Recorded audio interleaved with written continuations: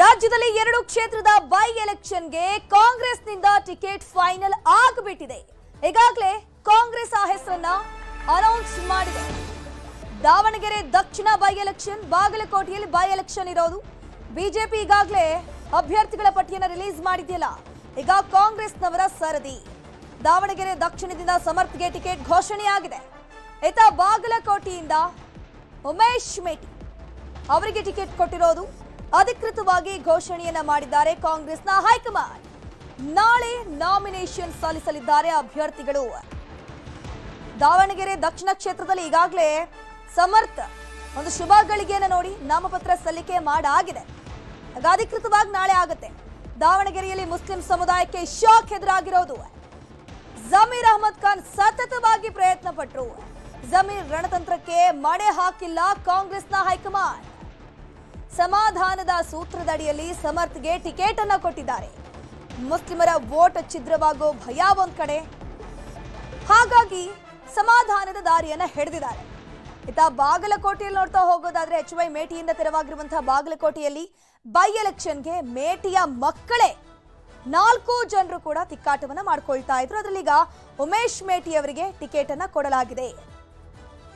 ನೋಡ್ತಾ ಹೋಗಬಹುದು, 2 by election ಕ್ಷೇತ್ರಕ್ಕೂ ಕೂಡ ಟಿಕೆಟ್ ಅನೌನ್ಸ್ ಆಗಿದೆ. ದಾವಣಗೆರೆ ದಕ್ಷಿಣ ಕ್ಷೇತ್ರದಲ್ಲಿ ಅಲ್ಪಸಂಖ್ಯಾತರಿಗೆ ಟಿಕೆಟ್ ಅನ್ನ ಕೊಡಬೇಕು ಅಂತ ಹೇಳ್ಕೊಂಡು ಶಾಮನೂರು ಶಿವಶಂಕರಪ್ಪ ಅವರು ಕೂಡ ಒಂದಷ್ಟು ಆಸೆಯನ್ನ ಹೊಂದಿದ್ರು. ನನ್ನ ಡ್ಯೂರೇಷನ್ ಆದ ಮೇಲೆ ನೆಕ್ಸ್ಟ್ ಅಲ್ಪಸಂಖ್ಯಾತರಿಗೆ ಈ ಕ್ಷೇತ್ರವನ್ನ ಬಿಟ್ಕೊಡ್ಬೇಕು ಅಂತ ಕೂಡ ಹೇಳಿದ್ರು. ಜಮೀರ್ ಅಹಮದ್ ಕೂಡ ಸತತವಾಗಿ ಪ್ರಯತ್ನ ಪಟ್ಟರು. ಹೈಕಮಾಂಡ್ ಅವರ ಜೊತೆ ಲಾಭಿಯನ್ನ ಮಾಡಿದ್ರು.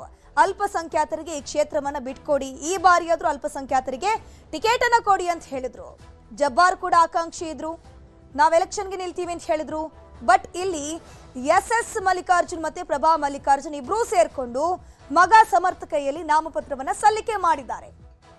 ಜ್ಯೋತಿಷಿಗಳು ಹೇಳಿದ ಪ್ರಕಾರ ಒಂದು ಶುಭ ಮುಹೂರ್ತದಲ್ಲಿ ನಾಮಪತ್ರವನ್ನ ಸಲ್ಲಿಕೆ ಮಾಡಿದ್ರು. BU ಫಾರ್ಮ್ ಕಾಂಗ್ರೆಸ್ ಕೊಡುತ್ತೆ ಅನ್ನುವಂಥ ಧೈರ್ಯ ನಮ್ಗಿದೆ. ಆ ನಿಟ್ಟಿನಲ್ಲಿ ಸದ್ಯಕ್ಕೆ ಒಂದು ಶುಭ ಗಳಿಗೆಯಲ್ಲಿ ನಾಮಪತ್ರ ಸಲ್ಲಿಕೆ ಮಾಡಿದ್ದೀವಿ, ನಾವು ನಮಗೆ ಟಿಕೆಟ್ ಕೊಡ್ತಾರೆ ಅನ್ನುವಂಥ ಆಕಾಂಕ್ಷೆ ನಮಗಿದೆ ಅಂತ ಹೇಳ್ಕೊಂಡು ನಮ್ಮ ಹೈಕಮಾಂಡ್ ಎಲ್ಲ ನಮ್ಮ ಕಾಂಗ್ರೆಸ್ ಪಕ್ಷಕ್ಕೆ ಶ್ರಮಿಸಿದಂಥ ಎಲ್ಲ ವರ್ಗದವರು ಎಲ್ಲರಿಗೂ ನಾನು ಧನ್ಯವಾದ ಹೇಳ್ತೀನಿ. ಎಲ್ಲರೂ ಸೇರಿ ಇವತ್ತು ಏನು ಅಲ್ಪಸಂಖ್ಯಾತರಾಗಿರ್ಬೋದು ಎಲ್ಲ ಸಮಾಜದವರು ಒಟ್ಟುಗೂಡಿ ಈ ಕಾಂಗ್ರೆಸ್ ಪಕ್ಷದ ಅಭ್ಯರ್ಥಿನ ನಾವು ಗೆಲ್ಲಿಸಬೇಕಿದೆ. 2 ಕಡೆಗೂ ಆ ಒಂದು ಕೆಲಸವನ್ನ ನಾವು ಮಾಡ್ತೀವಿ ಅಂತ ನನಗೆ ಸಂಪೂರ್ಣವಾದ ವಿಶ್ವಾಸ ಇದೆ. ನಿರೀಕ್ಷೆ ಇತ್ತ ಸರ್ ತಮ್ಮ ಪುತ್ರನಿಗೆ ಟಿಕೆಟ್ ಸಿಗುತ್ತೆ ಅನ್ನೋದು? ಹೈಕಮಾಂಡ್ ಯಾರನ್ನೂ ಕೈ ಬಿಡಲ್ಲ. ನಮ್ಮ ಕಾಂಗ್ರೆಸ್ ಹೈಕಮಾಂಡ್ ಯಾವಾಗಲೂ ಯಾರು ಪಕ್ಷಕ್ಕೋಸ್ಕರ ಕೆಲಸ ಮಾಡಿದ್ದಾರೆ, ಯಾರು ಪಕ್ಷಕ್ಕೋಸ್ಕರ ದುಡಿದಿದ್ದಾರೆ, ಆ ನಿಯತ್ತು ನಮ್ಮ ಕಾಂಗ್ರೆಸ್ ಪಕ್ಷದಲ್ಲಿದೆ. ಆ ಒಂದು ಇದರಿಂದ ನಮಗೆ ಇವತ್ತು ಕಾಂಗ್ರೆಸ್ ಪಕ್ಷಕ್ಕೆ ಹೈಕಮಾಂಡ್ ನಮಗೆ ಟಿಕೆಟ್ ಅನ್ನು ಒದಗಿಸಿಕೊಟ್ಟಿದೆ. ಅದನ್ನ ನಾನು ಹೈಕಮಾಂಡ್ಗೆ ಹೆಸರನ್ನು ತರ್ತೀನಿ. ಈ ಅಲ್ಪಸಂಖ್ಯಾತರನ್ನು ಯಾವ ರೀತಿಯಾಗಿ ಮನವೊಲಿಸ್ತೀರಿ ಸರ್? ಯಾಕಂದ್ರೆ ಅಲ್ಲಿ ಪ್ರಾಬಲ್ಯ ಸಾಧಿಸಿದ್ದಾರೆ, ಸುಮಾರು 65,000 ಮತದಾರರು ಇದ್ದಾರೆ. ಎಲ್ಲ ನಾವು ಅಣ್ತಂಬದಂತ ಇದ್ದೀವಿ. ಯಾರು ಸಣ್ಣ ಪುಟ್ಟ ಕಿಡಿಗೇಡಿಗಳು ಅವ್ರು ಏನಾದರೂ ಮಾಡಿರ್ಬೋದು, ಆದರೆ ಈಗ ಎಲ್ಲರನ್ನೂ ನಾವು ಒಟ್ಟುಗೂಡಿ ಎಲ್ಲ ಅಲ್ಪಸಂಖ್ಯಾತರು ಯಾರೂ ವಿರೋಧ ಇಲ್ಲ. ಎಲ್ಲ ಅಲ್ಪಸಂಖ್ಯಾತರಾಗಿರ್ಬೋದು, ನಮ್ಮ SC STಗಳು ಆಗಿರ್ಬೋದು ಮತ್ತು ಎಲ್ಲ ಸಮಾಜದವರು ಬಾಂಧವ್ಯ ಚೆನ್ನಾಗಿದೆ. ಮುಂಚಿನಿಂದ 40 ವರ್ಷದಿಂದ ನಾವು ನೋಡ್ತಾ ಇದ್ದೀವಿ. ಎಲ್ಲರೂ ಅಣ್ತಂಬದಂತ ಇದ್ದೀವಿ. ಅದೇ ರೀತಿ ನಾವು ದಾವಣಗೆರೆಯಲ್ಲಿ ಶಾಂತಿ ನೆಲೆಸಬೇಕು ಮತ್ತು ಎಲ್ಲ ರೀತಿಯ ಅಭಿವೃದ್ಧಿ ಕಾರ್ಯಗಳು ಆಗಬೇಕು. ಆ ದೃಷ್ಟಿಕೋನದಲ್ಲಿ ನಾವು ಇವತ್ತು ಕೆಲಸವನ್ನು ಮಾಡ್ತೀವಿ. ಸರ್, ಈಗ ಯಾವಾಗ ನಾಮಪತ್ರ ಸಲ್ಲಿಸ್ತೀರಿ ಸರ್? ಯಾರ್ಯಾರು ಆಹ್ವಾನ ಕೊಟ್ಟಿದ್ದೀರಿ ಸರ್? ಇನ್ನ ಈಗ ಹೋಗಿ ವಿಚಾರಿಸಿ ನಾ ಹೇಳ್ತೀನಿ. ನೀವು ಇರ್ರಿ, ಬೇಕಾದ್ರೆ ಬರ್ತೀನಿ. ಸೊ ಇದಿಷ್ಟು ಶಾಮನೂರು ಶಿವಶಂಕರಪ್ಪನವರ ಪುತ್ರರು ಆಗಿರ್ತಕ್ಕಂಥ ತೋಟಗಾರಿಕಾ ಸಚಿವ SS ಮಲ್ಲಿಕಾರ್ಜುನ್ ಅವರ ಸ್ಪಷ್ಟ ನುಡಿಗಳು. ಕ್ಯಾಮರಾಮನ್ ವಿಶ್ವನಾಥ್ ಹಾವೇರಿ ಜೊತೆ ಹೆಬ್ಬಾ ಕಾತಿಮೇಗೌಡ, ನ್ಯೂಸ್ 18 ಕನ್ನಡ, ಬೆಂಗಳೂರು.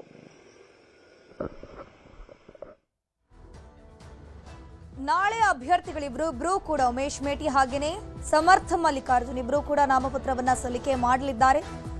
CM ಹಾಗೂ DCM ಅವರು ಕೂಡ ಬರ್ತಾರೆ, ಸಾಥ್ ಕೊಡಲಿದ್ದಾರೆ. ಬಾಗಲಕೋಟೆಯಲ್ಲೂ ಕೂಡ ಮೇಟಿ ಕುಟುಂಬದಲ್ಲೇ 3 ರಿಂದ 4 ಜನರು ಆಕಾಂಕ್ಷಿಗಳಿದ್ರು. ಅದರಲ್ಲಿ ಒಬ್ಬರಿಗೀಗ ಕಾಂಗ್ರೆಸ್ ಮಣೆ ಹಾಕಿದೆ. ಇನ್ನುಳಿದವರನ್ನ ಸಮಾಧಾನ ಮಾಡುವಂತಹ ಕೆಲಸವನ್ನ ಅವರವರೇ ಮಾಡ್ಕೊಳ್ತಾ ಇದ್ದಾರೆ. ಜೊತೆಗೆ ನಿನ್ನೆ ಕೂಡ ಕಾಂಗ್ರೆಸ್ ಮುಖಂಡರ ಮುಂದಾಳತ್ವದಲ್ಲಿ ಮೇಟಿಯ ಕುಟುಂಬಸ್ಥರ ಜೊತೆಗೆ ಒಂದಷ್ಟು ಮಾತುಕತೆಗಳಾಗಿತ್ತು. ಮಲ್ಲಿಕಾರ್ಜುನ್ ಮೇಟಿ ಕೂಡ ಆಕಾಂಕ್ಷಿಗಳಿದ್ರು, ಬಾಯಕ ಕೂಡ ಇದ್ರು. ಸೊ ಇವರನ್ನೆಲ್ಲರನ್ನ ಮುಂದಿಟ್ಕೊಂಡೇ ಇವರ ಒಂದು ನಿರ್ಧಾರದ ನಂತರ ಈ ಒಂದು ಟಿಕೆಟ್ ಅನೌನ್ಸ್ ಆಗಿರೋದು ಬಾಗಲಕೋಟೆಯಲ್ಲಿ ನೋಡ್ತಾ ಹೋಗೋದಾದ್ರೆ. ಇನ್ನು ದಾವಣಗೆರೆ ದಕ್ಷಿಣ ಕ್ಷೇತ್ರದಲ್ಲೂ ಕೂಡ ಅಲ್ಪಸಂಖ್ಯಾತರಿಗೆ ಕೊಡಬೇಕು ಅಂತ ಹೇಳ್ಕೊಂಡು ಅಲ್ಪಸಂಖ್ಯಾತರು ಡಿಮ್ಯಾಂಡ್ ಅನ್ನ ಮಾಡ್ತಾನೆ ಬಂದ್ರು. ಜಮೀರ್ ಅಹಮದ್ ಕೂಡ ಸರ್ಕಸ್ ಅನ್ನ ಮಾಡ್ತಾ ಬಂದ್ರು. ಎರಡೂ ಕಡೆ ಕೂಡ ನೆಕ್ ಟು ನೆಕ್ ಫೈಟ್ ಇರೋದು ನೋಡ್ತಾ ಹೋಗಬಹುದು. ಇದರ ಬಗ್ಗೆ ಹೆಚ್ಚಿನ ಮಾಹಿತಿ ನೀಡೋದಕ್ಕೆ ನಮ್ಮ 3 ಜನ ಪ್ರತಿನಿಧಿಗಳು ನೇರ ಸಂಪರ್ಕದಲ್ಲಿ ಜಾಯಿನ್ ಆಗಿದ್ದಾರೆ. ಬೆಂಗಳೂರಿಂದ ಹೆಬ್ಬಾಕ ತಿಮ್ಮೇಗೌಡ ಇದ್ದಾರೆ, ದಾವಣಗೆರೆಯಿಂದ ಸಂಜಯ್, ಹಾಗೆಯೇ ಬಾಗಲಕೋಟೆಯಿಂದ ಮಂಜುನಾಥ್ ನೇರ ಸಂಪರ್ಕದಲ್ಲಿ ಜಾಯಿನ್ ಆಗಿದ್ದಾರೆ. ಮೊದಲಿಗೆ ಹೆಬ್ಬಾಕ ತಿಮ್ಮೇಗೌಡರನ್ನ ಮಾತನಾಡಿಸ್ತಾ ಹೋಗೋಣ. ಹೆಬ್ಬಾಕ ತಿಮ್ಮೇಗೌಡ್ರೆ, ಈಗ 2 ಕ್ಷೇತ್ರದ ಬೈ ಎಲೆಕ್ಷನ್ಗೆ ಅಭ್ಯರ್ಥಿಗಳು ಅನೌನ್ಸ್ ಆಗಿದೆ, ಪಟ್ಟಿ ರಿಲೀಸ್ ಮಾಡಿದ್ದಾರೆ. ಏನೆಲ್ಲ ಪ್ಲಸ್ ಮೈನಸ್ ಆಗುತ್ತೆ, ಏನೆಲ್ಲ ಸ್ಟ್ರಾಟಜಿಯಲ್ಲಿ ಯೂಸ್ ಮಾಡ್ಕೊಂಡಿದ್ದಾರೆ ಅಂತ? ಜಾತಿವಾರು ಲೆಕ್ಕಾಚಾರದ ಆಧಾರದ ಮೇಲೆ ಈ ಒಂದು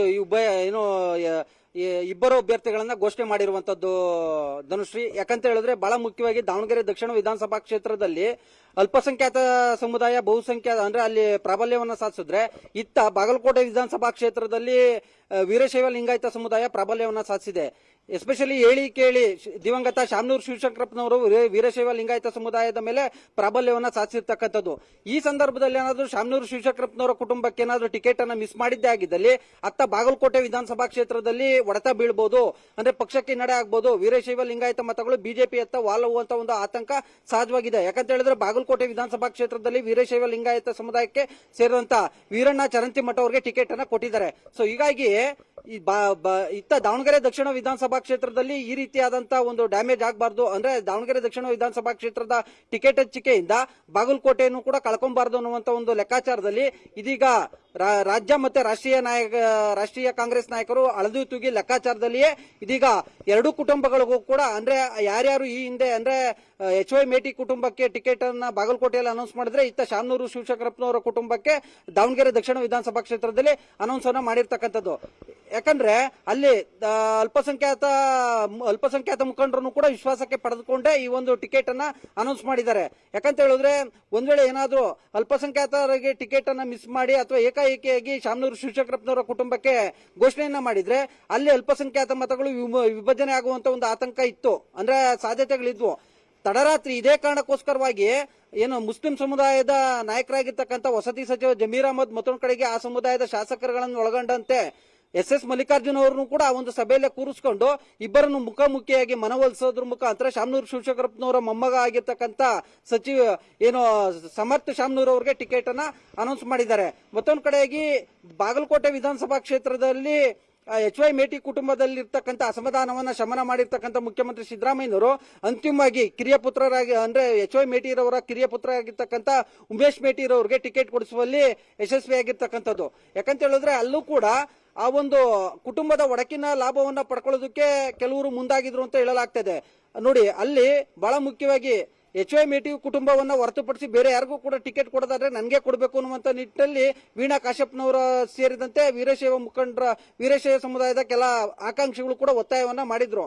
ಸೊ ಹೀಗಾಗಿ ತಮ್ಮ ಸ್ವಜಾತಿಯಾಗಿರ್ತಕ್ಕಂಥ ಕುರುಬ ಸಮುದಾಯಕ್ಕೆ ಹಿನ್ನಡೆ ಆಗಬಾರ್ದು, ಮತ್ತೊಂದು ಕಡೆಗೆ ಆ ಒಂದು ಕುರುಬ ಅಂದ್ರೆ HY ಮೇಟಿ ಕುಟುಂಬ ರಾಜಕೀಯವಾಗಿ ನೇಪಥ್ಯಕ್ಕೆ ಸರಿಬಾರ್ದು ಅನ್ನುವಂತ ಒಂದು ಲೆಕ್ಕಾಚಾರದಲ್ಲಿ CM ಸಿದ್ದರಾಮಯ್ಯನವರು ಇಲ್ಲಿ ದಾವಣಗೆರೆ ದಕ್ಷಿಣ ವಿಧಾನಸಭಾ ಕ್ಷೇತ್ರದಲ್ಲಿ ಶಾಮನೂರು ಶಿವಶಂಕರಪ್ಪನವರ ಕುಟುಂಬವನ್ನ ಕೈ ಹಿಡಿಯೋದ್ರ ಮುಖಾಂತರ ಅಲ್ಲಿನ ಬಾಗಲಕೋಟೆ ವಿಧಾನಸಭಾ ಕ್ಷೇತ್ರದಲ್ಲಿ ವೀರಶೈವ ಲಿಂಗಾಯತ ಮತಗಳನ್ನ ಹಿಡಿದಿಟ್ಟುಕೊಳ್ಳುವಂತ ಒಂದು ಪ್ರಯತ್ನವನ್ನ ಮಾಡಿದ್ದಾರೆ ಅಂತ ಹೇಳಲಾಗ್ತಾ ಇದೆ.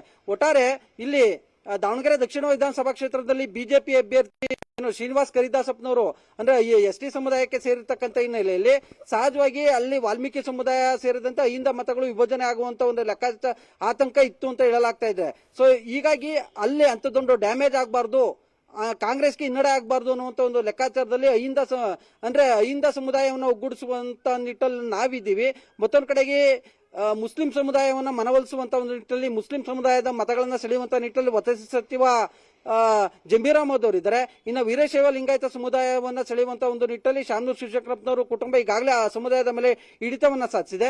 ಹೀಗಾಗಿ ಅಲ್ಲಿ ನಿರಾಯಾಸವಾದಂತ ಒಂದು ಸುಲಭದ ಗೆಲುವನ್ನ ಸಾಧಿಸಬಹುದು ಅನ್ನುವಂತ ಒಂದು ಲೆಕ್ಕಾಚಾರದಲ್ಲಿ ರಾಜ್ಯ ನಾಯಕರಿದ್ದಾರೆ. ಮತ್ತೊಂದು ಕಡೆಗೆ ಬಾಗಲಕೋಟೆ ವಿಧಾನಸಭಾ ಕ್ಷೇತ್ರದಲ್ಲಿ ಅಹಿಂದ ಮತಗಳ ಕ್ರೋಢೀಕರಣದ ಜೊತೆಗೆ ವೀರಶೈವ ಲಿಂಗಾಯತ ಸಮುದಾಯದ ಒಂದಷ್ಟು ಮತಗಳನ್ನು ಸೆಳೆದಿದ್ರೆ ಗೆಲುವು ಸುಲಭ ಅನ್ನುವಂತ ಒಂದು ಲೆಕ್ಕಾಚಾರದಲ್ಲಿ ಇದೀಗ ಎರಡೂ ಕ್ಷೇತ್ರಗಳಿಗೂ ಕೂಡ ಟಿಕೆಟ್ ಅನ್ನ ಅನೌನ್ಸ್ ಮಾಡಿದ್ದಾರೆ ಅಂದ್ರೆ ತಪ್ಪಾಗ್ಲಿಕ್ಕಿಲ್ಲ. ಹಾಗೆ ಸಂಪರ್ಕದಲ್ಲಿ ದಾವಣಗೆರೆಯಿಂದ ಸಂಜಯ್ ಇದ್ದಾರೆ. ಸಂಜಯ್, ಈಗಾಗಲೇ ಶಾಮನೂರು ಮೊಮ್ಮಗ ಸಮರ್ಥ್ಗೆ ಟಿಕೆಟ್ ಅನೌನ್ಸ್ ಆಗಿದೆ. ಮೊನ್ನೆ ಅಷ್ಟೇ ಒಂದು ಕಾನ್ಫಿಡೆನ್ಸ್ ಇತ್ತು ಅಂತ ಅನ್ಸುತ್ತೆ ಎಸ್ ಮಲ್ಲಿಕಾರ್ಜುನ್ ಅವರಿಗೆ ಟಿಕೆಟ್ ಅನ್ನ ಅನೌನ್ಸ್ ಮಾಡೋ ಮೊದಲೇ ಬಿ ಫಾರಂ ಸಿಗೋ ಮೊದಲೇ ಅವರು ನಾಮಪತ್ರ ಸಲ್ಲಿಕೆ ಮಾಡಿದ್ರು. ಬಟ್ ಇಲ್ಲಿ ಅಲ್ಪಸಂಖ್ಯಾತರ ಮತ ಕೂಡ ನಿರ್ಣಾಯಕ. ಸೊ ಅಲ್ಪಸಂಖ್ಯಾತರನ್ನು ಯಾವ ರೀತಿ ಮನವೊಲಿಸ್ತಾ ಇದ್ದಾರೆ ಅಂತ?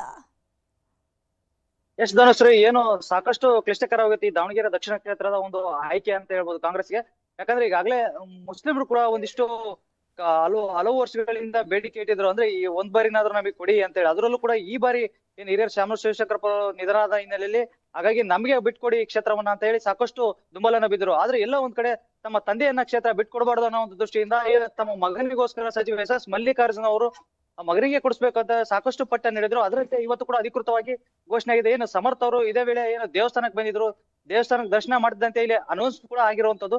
ಹೀಗಾಗಿ ಸಾಕಷ್ಟು ನಮ್ ಕಡೆಗೆ ಸಾಕಷ್ಟು ದೈವ ಭಕ್ತಿ ಎಲ್ಲ ಕೂಡ ಇದೆ. ಹಾಗಾಗಿ ಗೆಲುವು ಖಚಿತ ಅಂತ ಹೇಳಿ ಸಮರ್ಥ ಅವರು ಈಗಾಗಲೇ ಹೇಳಿದ್ದಾರೆ.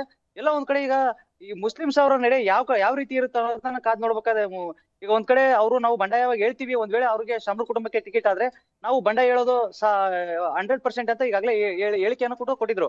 ಹೀಗಾಗಿ ಏನು ಇವತ್ತು ಸಂಜೆ ಕೆಲವರು ಒಂದಿಷ್ಟು ಮೀಟಿಂಗ್ ಗಳನ್ನ ಮಾಡ್ತೀವಿ ಅಂತ ಹೇಳಿದ್ದಾರೆ. ಏನು ಮೀಟಿಂಗ್ ಮಾಡಿದ ನಂತರ ಏನು ಮುಂದೆ ನಾಮಪತ್ರ ಸಲ್ಲಿಕೆ ಮುಂದಾಗ್ತಾರ ಅಥವಾ ಏನು ಇಬ್ರು ಒಂದ್ಗೂಡಿ ಹೋಗ್ತಾರ ಅನ್ನೋದನ್ನ ಕಾದ್ ನೋಡ್ಬೇಕಾಗಿದೆ. ಯಾಕಂದ್ರೆ ಸಚಿವ ಮಲ್ಲಿಕಾರ್ಜುನ್ ಕೂಡ ಯಾಕಂದ್ರೆ ಅವರ ಸಮುದಾಯದ ಏನು ಸಚಿವರಾದಂತಹ ಶಾಸಕರು ಜಮೀರ್ ಅಹಮದ್ ಇರ್ಬೋದು, ಶಾಸಕರುಗಳಿರ್ಬೋದು, ಎಲ್ಲರೂ ಕೂಡ ಒಗ್ಗೂಡಿಸಿ ಒಮ್ಮತದಿಂದ ಈಗ ಒಂದು ಆಯ್ಕೆ ಆಗಿದೆ ಅಂತ ಹೇಳಲಾಗ್ತದೆ. ಹೀಗಾಗಿ ಏನು ಮಲ್ಲಿಕಾರ್ಜುನ್ ಅವರು ಬೆಂಗಳೂರಲ್ಲಿ ಬಂದಾದ ನಂತರ ಏನಿಲ್ಲಿ ಸಮುದಾಯದ ಮುಸ್ಲಿಂ ಸಮುದಾಯದ ಮುಖಂಡರುಗಳ ಮನೆಗಳಿಗೆ ಭೇಟಿ ನೀಡಿ ಅವ್ರನ್ನೆಲ್ಲರನ್ನು ಓಲೈಸುವಂತಹ ಕೆಲಸವನ್ನ ಮಾಡ್ತಾರೆ ಅನ್ನೋದನ್ನ ಕಾದ್ ನೋಡ್ಬೇಕಾಗಿದೆ ಧನುಶ್ರೀ. ಓಕೆ ಸಂಜಯ್, ಈಗ ದಾವಣಗೆರೆ ದಕ್ಷಿಣ ಕ್ಷೇತ್ರದ ಅಭ್ಯರ್ಥಿ ಆಗಿರುವಂತಹ ಸಮರ್ಥ ನ್ಯೂಸ್ 18 ಜೊತೆ ಮಾತನಾಡಿದ್ದಾರೆ. ಏನು ಹೇಳಿದ್ದಾರೆ ಬನ್ನಿ ನೋಡೋಣ. ಈಗ ಕಾನ್ಫಿಡೆನ್ಸ್ ಐತಿ ಜನದ ಮೇಲೆ, ಜನ ನಮ್ಮನ್ನ ಈಗ ಎಲ್ಲ ಸಾಕಷ್ಟು ಗೊಂದಲ ಇತ್ತು, ಅದನ್ನ ನಿವಾರಣೆ ಹೇಗೆ ಮಾಡೋದು? ಇಲ್ರಿ, ಏನೂ ಗೊಂದಲ ಇಲ್ರಿ. ಯಾಕಂದರೆ ನಾವು ತಿಳಿದಂಗೆ ಯಾವಾಗಲೂ ಪ್ರತಿ ಎಲೆಕ್ಷನ್ ನೀವು ನೋಡ್ರಿ ಆಸ್ಪಿರೆಂಟ್ಸ್ ಭಾಳ ಜನ ಇರ್ತಾರೆ. ಆಮೇಲೆ ಆಸ್ಪಿರೆಂಟ್ಸ್ ಅವರು ಕೇಳ್ತಾರೆ, ಅದರಲ್ಲಿ ಏನೂ ತಪ್ಪಿಲ್ಲ. ಕೊನೆಗೆ ಪಾರ್ಟಿ ಯಾರು ಸಮರ್ಥ ವ್ಯಕ್ತಿ ಇದ್ದಾರೆ, ಯಾರು ಗೆಲ್ಬೋದು ಅವರಿಗೆ ಕೊಡ್ತಾರೆ, ಯಾರು ಊರನ್ನ ಮುಂದುವಯ್ತಾರೆ ಅವರಿಗೆ ಕೊಡ್ತಾರೆ. ಡೆಫಿನೆಟ್ಲಿ ಸರ್, ಎಲ್ಲರೂ ಅಲ್ಲೇ ಒಟ್ಕೊಡ್ಸಂದ್ರಿ, ಎಲ್ಲರೂ ನನ್ನ ಊರಿನ ಮಗ ಅಂತಲೇ ಹೇಳ್ತಾರೆ. ಈ ಸತಿ ಕಾಂಗ್ರೆಸ್ ಗೆದ್ದೆ ಗೆಲ್ತಿದ್ರು. ಇಲ್ಲಿ ಎಲ್ಲ ವರ್ಗದ ಹುಡುಗರು ಇದ್ದಾವೆ, ಎಲ್ಲ ವರ್ಗದ ಹುಡುಗರು ಇದ್ದಾವೆ. ನಮ್ಮ ಹುಡುಗರಲ್ಲಿ ಅವೆಲ್ಲ ನಡೆಯಲ್ರಿ. ನಾವೀಗ ಇವರೆಲ್ಲರ ಮನೆಗೆ ಹೋದ್ರೆ ಒಂದೇ ತಟ್ಟೆನಲ್ಲಿ ತಿಂತೀನಿ. ಹಾಗೆಯೇ ಬಾಗಲಕೋಟೆಯಿಂದ ನಮ್ಮ ಪ್ರತಿನಿಧಿ ಮಂಜುನಾಥ್ ನೇರ ಸಂಪರ್ಕದಲ್ಲಿ ಜಾಯಿನ್ ಆಗಿದ್ದಾರೆ. ಮಂಜುನಾಥ್, ಈಗ ಬಾಗಲಕೋಟೆ ಬೈ ಎಲೆಕ್ಷನ್ಗೂ ಕೂಡ ಟಿಕೆಟ್ ಅನೌನ್ಸ್ ಆಗಿದೆ. ಸೊ ಮೇಟಿ ಕುಟುಂಬದಲ್ಲಿ ಆಕಾಂಕ್ಷಿಗಳಿದ್ರು. ಈಗ ಉಮೇಶ್ ಮೇಟಿ ಅವರಿಗೆ ಮಣೆ ಹಾಕೋದಕ್ಕೆ ಪ್ರಮುಖ ಕಾರಣಗಳು ಏನೇನು? ಸೊ ಆ ಕುಟುಂಬಸ್ಥರಲ್ಲಿ ಮನವೊಲಿಕೆ ಕೆಲಸಗಳು ಆಗ್ತಾ ಇದೆಯಾ ಹೇಗೆ? ಧನುಶ್ರೀ, ಪ್ರಮುಖವಾಗಿ ಮೇಟಿ ಕುಟುಂಬದಲ್ಲಿ ಇದ್ದಂತಹ ಅಸಮಾಧಾನ, ಭಿನ್ನಾಭಿಪ್ರಾಯ ಏನು ಟಿಕೆಟ್ ಅನ್ನ ಹಂಚಿಕೆ ವಿಚಾರಕ್ಕೆ ಸಂಬಂಧಪಟ್ಟಂತೆ ನೋಡುವಂತ ಸಂದರ್ಭದಲ್ಲಿ ಎಚ್ ವೈ ಮೇಟಿ ಅವರ ಪುತ್ರಿ ಮಹಾದೇವಿ ಮೇಟಿ ಅವರು ಕಡಾಖಂಡಿತವಾಗಿ ಉಮೇಶ್ ಮೇಟಿ ಅವರಿಗೆ ಟಿಕೆಟ್ ಅನ್ನ ಕೊಟ್ಟಂತ ಸಂದರ್ಭದಲ್ಲಿ ನಾನು ಬಂಡಾಯವಾಗಿ ಸ್ಪರ್ಧೆಯನ್ನ ಮಾಡೋದಿಲ್ಲ ಅನ್ನುವಂತ ಮಾತನ್ನ ಹೇಳಿದ್ರು. ಆದ್ರೆ ಇಲ್ಲಿ ಈಗ ಕೊನೆ ಹಂತದಲ್ಲಿ ಉಮೇಶ್ ಮೇಟಿ ಅವರಿಗೆ ಟಿಕೆಟ್ ಆಗಿರೋದ್ರಿಂದಾಗಿ ಅಂತಹ ಇಲ್ಲೇನು ಅಸಮಾಧಾನ ಇತ್ತು ಎಲ್ಲವನ್ನು ಕೂಡ ತಣಿಸುವಂತ ಕೆಲಸವನ್ನ ಈ ಹಿಂದೆ ಇಲ್ಲಿರ್ತಕ್ಕಂಥ ನಾಯಕರಾಗಿರ್ಬೋದು ಮತ್ತು ಸಿಎಂ ಸಿದ್ದರಾಮಯ್ಯ ಅವರು ಮಾಡಿದಂತೆ ಕಾಣಿಸ್ತಾ ಇದೆ. ಈಗಷ್ಟೇನು ಟಿಕೆಟ್ ಘೋಷಣೆ ಆದ ಬಳಿಕ ಕಾಂಗ್ರೆಸ್ ಕಚೇರಿಗೆ ಆಗಮಿಸುವ ಸಂದರ್ಭದಲ್ಲಿ ಒಂದೇ ವಾಹನದಲ್ಲಿ ಮಲ್ಲಿಕಾರ್ಜುನ್ ಮೇಟಿ ಆಗಿರ್ಬೋದು, ಉಮೇಶ್ ಮೇಟಿ ಆಗಿರ್ಬೋದು, ಅದೇ ರೀತಿಯಾಗಿ ಬಾಯಕ ಮೇಟಿ ಅವರು ಒಟ್ಟಿಗೆ ಬಂದಿದ್ದಾರೆ. ಅದ್ರ ಜೊತೆಗೆ ಇವಲ್ಲಿ ಮಾತನಾಡುವಂತ ಸಂದರ್ಭದಲ್ಲಿ ಕೂಡ ಹೇಳಿರುವಂತದ್ದು ಪ್ರಮುಖವಾಗಿ ಮಹಾದೇವಿ ಮೇಟಿ ಅವರು ಕೂಡ ಪರೋಕ್ಷವಾಗಿ ಒಂದು ಬೇಡಿಕೆಯನ್ನು ಮುಂದಿಟ್ಟಿದ್ರು. ಆ ಒಂದು ಬೇಡಿಕೆ ಈಡೇರದಂತ ಕಾಣಿಸ್ತಾ ಇದೆ. ಇಲ್ಲಿ ಮಲ್ಲಿಕಾರ್ಜುನ್ ಮೇಟಿ ಅವರಿಗೆ ಟಿಕೆಟ್ ಕೊಡಬೇಕು ಅನ್ನುವಂತ ಚರ್ಚೆ ಏನಾಗ್ತಾ ಇತ್ತು. ಆ ಒಂದು ಸಂದರ್ಭದಲ್ಲಿ ಕೆಲವೊಂದಿಷ್ಟು ಆರೋಪಗಳನ್ನ ಮಾಡಿದ್ರು. ಇಲ್ಲಿ ಮೂರನೇ ವ್ಯಕ್ತಿಗಳ ಹಸ್ತಕ್ಷೇಪ ಆಗುತ್ತೆ ಅನ್ನುವಂತ ಹಿನ್ನೆಲೆಯಲ್ಲಿ ಅವರನ್ನ ಟಿಕೆಟ್ಗಾಗಿ ಪರಿಗಣಿಸಬಾರದು. ಉಮೇಶ್ ಮೇಟಿ ಅವರಿಗೆ ಟಿಕೆಟ್ ಕೊಟ್ಟ ಸಂದರ್ಭದಲ್ಲಿ ಸ್ವತಂತ್ರವಾಗಿ ಅಧಿಕಾರವನ್ನು ನಡೆಸ್ತಾರೆ ಅನ್ನೋ ಭರವಸೆ ಇದೆ. ಆ ಹಿನ್ನೆಲೆಯಲ್ಲಿ ಉಮೇಶ್ ಮೇಟಿ ಅವರಿಗೆ ಟಿಕೆಟ್ ಕೊಟ್ಟರೆ ನಾನು ಈ ಒಂದು ಬಂಡಾಯ ಸ್ಪರ್ಧೆಯ ಬಗ್ಗೆ ಅಭಿಮಾನಿಗಳೊಂದಿಗೆ ಚರ್ಚಿಸಿ ಒಂದು ನಿರ್ಧಾರವನ್ನು ತೆಗೆದುಕೊಳ್ತೀನಿ ಅನ್ನುವಂತ ಹಿನ್ನೆಲೆಯಲ್ಲಿ ಹೇಳಿದ್ರು. ಅದೇ ಒಂದು ವಿಚಾರಕ್ಕೆ ಸಂಬಂಧಪಟ್ಟಂತೆ ಇದೀಗ ಉಮೇಶ್ ಮೇಟಿ ಅವರಿಗೆ ಟಿಕೆಟ್ ಸಿಗುತ್ತೆ ಅನ್ನೋಂಥದ್ದು ಏನು ಕಳೆದ 2 ದಿನಗಳಿಂದ ಏನೋ ಭರವಸೆಗಳು ಸಿಕ್ಕಿತ್ತು. ಅದೇ ಹಿನ್ನೆಲೆಯಲ್ಲಿ ಮಹಾದೇವಿ ಮೇಟಿ ಅವರು ಕೂಡ ತಟಸ್ಥವಾಗಿ ಇರುವಂತದ್ದು. ಇದರೊಟ್ಟಿಗೆ ಈಗ ಕೊನೆ ಹಂತದಲ್ಲಿ ಉಮೇಶ್ ಮೇಟಿ ಅವರಿಗೆ ಟಿಕೆಟ್ ಘೋಷಣೆ ಆಗಿದೆ.